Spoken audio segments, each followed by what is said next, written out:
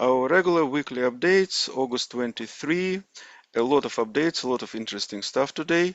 So this is me. I am doing AI. I was doing software development engineering for many years, PhD, whatever, have the website.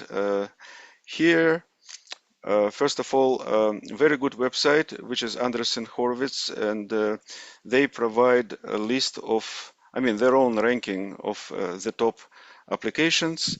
Interesting that Character AI got the second place and Perplexity the third place. Perplexity is actually a really good service. Um, uh, so I use it. I use Gemini, but I also use Perplexity. And frankly, ChatGPT I don't use much. but anyway, so Andreessen Horowitz is a big venture capital firm, very famous. They're based in Menlo Park, California. And this is the list of top 50 Gen AI web products. And you see ChatGPT is first, then Character AI, then Perplexity, Claude, and then it goes. Okay, next I want to talk about open source licenses for large language models. Well, not all large language models are open source, but when they are open source, they may have Apache license or MIT license or some sort of proprietary license like Meta, Llama has its own license, NVIDIA has its own license. This is example of two licenses. On the left, you have Apache license, and on the right, you have MIT license. MIT license is really, really short.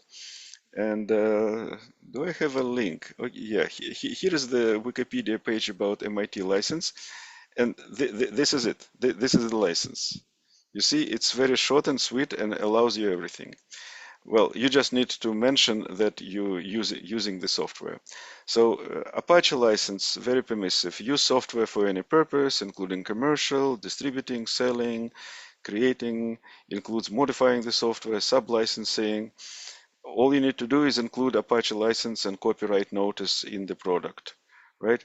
And similar MIT, similar Meta, similar NVIDIA. Ollama has MIT license, which is this short license. Mistral model has Apache license, for example. Open source licenses disclaim any warranties and liabilities associated with the software. So they tell you it's open source, but use it on your own risk. Okay, this is about licenses. Next, Transfusion. It's a new model from Meta. So this is a research paper. It's not big, it's 70 billion parameters. And what's interesting about it, that it's one network which can do both text and images. It is trained on both text and images. It has both diffusion and transformer technologies inside one system. And very good results, so very promising. Next, prompt and context caching. So this is with Claude and Google context caching. So you can upload 100 pages PDF. Okay, there's a video about it. Ideogram version 2. Ideogram is a way to generate images from text, and this is beautiful. This is absolutely amazing. So this is examples on their website, what it can produce. Okay. So they have the new version 2, new image styles, application for iOS, API, a billion public images released. So it's like a whole universe. Next is Jamba. This is big, I think. So remember in December we spoke about a new type of models which don't use transformer to beat the complexity, the n-squared complexity of transformers. So Mamba architecture, which in July released second version of it, and Jamba is the actual implementation from AI21 Labs. So if we go to this website, so Jamba, the most powerful and efficient long context model, and they have very good results. It works very fast and it works on par with other big models. So this is the first time, in fact, let me show it right now. So this is the top models on Leaderboard here, Jamba. You see, it's right here. So it got in like real competition with transformers. So this is big. Um, so they released two types of models, mini and large.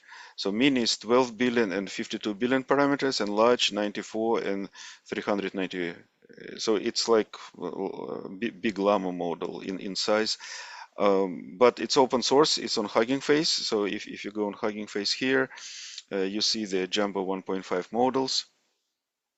Okay. Next, Meta started using Meta Crawler. They launched it last month. Sorry, it's called Meta External Agent, and it collects public data for training their model.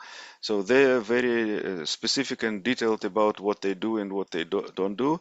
They say that they respect robots' TXT files on websites, and they of course don't want any copyright issues, so they encourage people to indicate what is not supposed to be scraped. Although people of course joking, like, you know, if cookies accepted, track user, else track user anyway. So like, well, I don't know, but hopefully they're really polite and fulfill on their promise to be respectful to robots TXT files. Some other miscellaneous news, for example, we have Unitree 01 robot and goto robot on tires. So this is really fun to see. So this is robot. Not only it can walk as a dog, but it can also well, drive on wheels so, and jump, and it's very fast. So it's interesting. Now, interesting, this Cosine startup, they released the model Genie, which I spoke about it last time. What I didn't know that it's actually a fine-tuned version of GPT-4o. And just a reminder, this model is a champion for coding.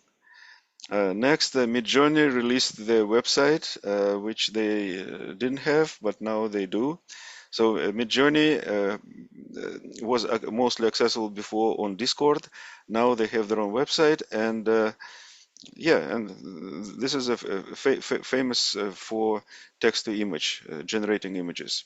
Now, Waymo, this is Google autonomous driving. Hold on, why it's here? I cannot get rid of it. So this is the website. So what's interesting is it's real business. So you can order the car, it will drive you. It's self-driving, no human driver. They work in LA, San Francisco, and some other places, and they already have 100,000 rides per week. And yeah, it's becoming reality, and it starts to grow. So this is from Google. Next, I want to talk about some tests which I posted on my GitHub. So let me go to GitHub Lev Selector, and here we go to the directory called AI, and here you see some two directories which we'll consider today, which is one called tests and FastHTML. So first, tests. So there is how to do AI using Ollama, and how to do it using OpenAI, and how to do it using Claude. So for example, Ollama, this, let me make it bigger so you can see how simple it is, right? You import Ollama, you create Ollama client, you tell which model you want to use. This is your prompt, and then you call the model and get the response, and then you just print the response. That's it. Very, very simple, right? So let's look, same thing, but here it's streaming. So it says for chunk in Ollama chat. So you see different way of calling the model. You give it the model, you give it the prompt, stream is true, and then for chunk in the response, it responds. Let's actually run it. So here I go locally in the same directory. So I have all these tests. Let me actually run the more like sophisticated one. This is using Claude. So first of all, let me show you the code. So it's not long at all, right? This is the whole code, and let me make it a little bit bigger. So what it's doing here, while true in the loop, it asks for user message, and then if you enter exit, it will stop. But if not, then it is using a stream way of passing the message and getting the response. The model is Claude 3.5 Sonnet, which is the latest, the greatest model from Anthropic. And then it, for text in stream, text stream, so it collects the pieces and appends them to messages. So messages is a list of user and assistant messages. User is what you're asking, and assistant is the response. So now let me just run it, and let's see how it works. So it asks me, okay, why is the sky blue? And it went to Anthropic, it gives me the answer, right? So what I have just asked you. Okay, you asked why is the sky blue? And let me type exit, and I have exit. So you see how simple it is. This is the whole code for the application. And it does chat, it does streaming, it has history. So this is a simpler version which just answers one question. Here we have for OpenAI, this is a simple answering the question, and this is with streaming, right? Again, you see for chunk in my stream. So they all tested, they're all working now. You can do it today if you want. And another thing, let me show you, go not to AI, hold on. Let me go to another repository. Actually, no, it's in AI, but it's FastHTML. So in FastHTML, there are a lot of tests how to use FastHTML, but let me first talk about it. So let me return to my slides. So these are the files, right, which I just showed you. This is test ollama, this is test ollama with stream. So for chunk in chat, so it does the stream. This is OpenAI using stream again. For chunk in my stream, it prints it. This is what I ran and showed you. This is streaming chat with Claude 3.5 Sonnet. Okay, now let's talk about FastHTML library coming from Jeremy Howard. Jeremy Howard is a genius, really, he is a genius.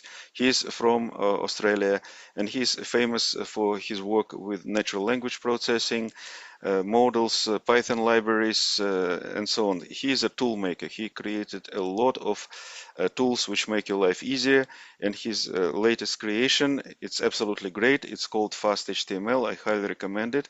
So what it is a Python module. So you do pip install Python FastHTML, and it's short. It's not big, and it's using some other libraries, but together they allow you to build websites in pure Python, using some other libraries which implement styling and JavaScript under the hood and WebSockets and some other tooling. But you are not concerned with that, because for you it's just a very, very short. Okay, first of all, his main website is called fastht.ml. Okay, so if we go here, so this is the website, right? And here, let's go. There's documentation. There's a lot of documentation how to work with it. It's on GitHub, of course. There's his company Answer.ai. It's one of his companies, one of his projects, and you will see a lot of code examples. And there's a tutorial. There's a short tutorial and longer tutorial and multiple videos on YouTube. This is really interesting thing, because here you can paste something, like for example, let's say we have in HTML, hello, and let's say I close it, and here it converted it into the Python syntax. You see, in this case, it's very, very simple. But you can convert your your code, your current pages into simple Python, very concise. What I like is how short it is. So let's see. So this is example of hello world application. Okay, this is another using more elements. And by the way, what this thing creates, it creates an object, Python object. It's not text, but you can do 2XML and it will convert it into text string, well, basically HTML string. So, well, maybe I can just show you like this. So I go into IPython, I do this, and then where was I? I do print the page and so you see it created the HTML. Here's a more like elements in this example. Again, we create app as FastHTML object, and then we add here, I added some text, different styling, picture, even a table. So this is the table here, and it works and it generates this page. So more examples. So the objects it generates called FT objects, which stands for fast tag. And each object is basically 3 elements: the tag, children, and attributes. And children may be FT objects by themselves, and so on. Now you can specify classes for CSS, and you can specify your own object types. So this is a little bit about that. You can specify routes or routes. I don't know. So for the same route, you may have get method, and you may have put and post methods. You can also do WebSockets. So interesting. This is how you can send request, for example, from the prompt using curl. In this case, it's a post method. Okay, you can also use something called Starlet Test Client. And here's an example in Jupyter Notebook where I use the client to test the application, and it returns me the content. There are some style sheets which are already incorporated into the system, but you can also add your own style sheets or some popular libraries which are available. One, which is the main one, is called Picker. And all you have to do when you create the application, the FastHTML application, is just to provide a Pico link. Say Pico link, and this will add Pico to your web page. Here, he also created another style, like custom style. It may be much bigger. It may be in a separate file if you want. And then you can add it like this. Here's an example where you create a tail link, Tailwind. Tailwind it's a very famous CSS library, very convenient. A lot of people use it, and Daisy UI is based on Tailwind. So here we provide a link for Tailwind and for Daisy, and then when we create app, we add all these links together in one app, and then we can use them for your elements. Here is example of application with the different routes. So we have here the root route, and we have page 2. And at the end, you just say serve, and it will work. So here, example of HTMX. So HTMX is a popular library. It's a JavaScript library. What it allows you to do, it allows you to make all HTML elements active. Like, for example, if you have a form, it has a submit button, whatever, and you can send something to the server and back and update different parts of the page. With HTMX, you can do it for every element of HTML. You can make all of them active. And this is an example. So here we have a paragraph which says count is set to, and then the count. And it has ID also called count. Okay, fine. And we create a button which says increment, and you see what it's doing. When we click on it, it will go to the increment route, which is this part. And what this part does, it takes the count, it increases it by 1, and count is a global variable here, and then it returns this new line. And what we're doing, like after we're going here, we do the swap of in HTML of this element. So when you click on this button, increment, increment, it will say count is set to and 1, 2, 3 as it goes. So it's a very, very simple application where you clicking on one element updates another element on the same page. Right, and this is example of HTMX.